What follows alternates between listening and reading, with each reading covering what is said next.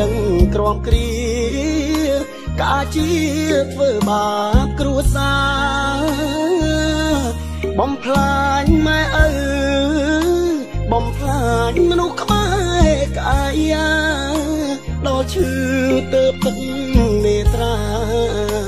ចោទថាលោកកាអបព្រៃមិត្តភក្តិគូកូនបំព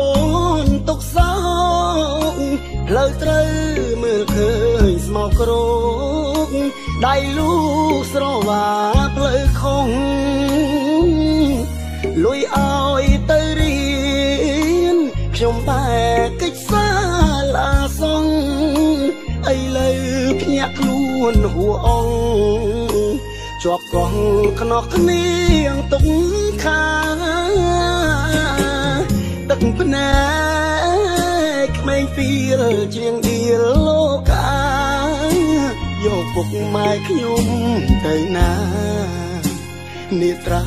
ខ្ញុំមើលមិនឃើញ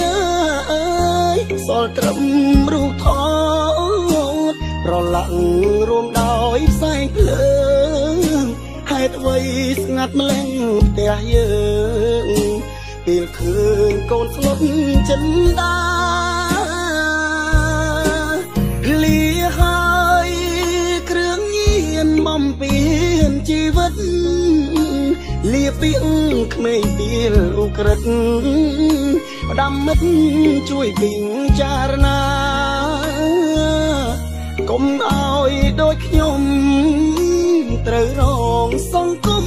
ដៀលថាចង់ត្រឡប់ជុំគ្រួសារចិនដាបានត្រឹមសោកស្ដាយ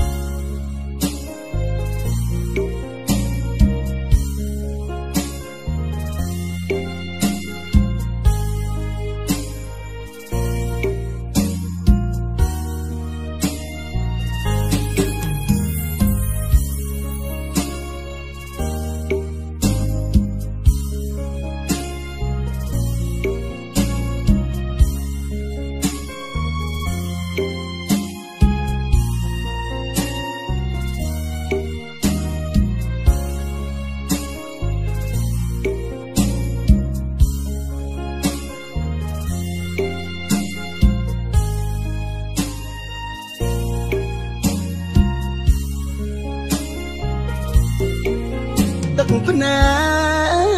កក្មេងពីលជាងឌៀលលោកាយកពុកម៉ែខ្ញុំទៅណា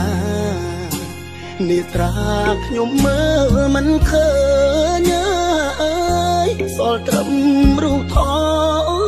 តប្រឡាក់រួមដោយផ្សែងភ្លើ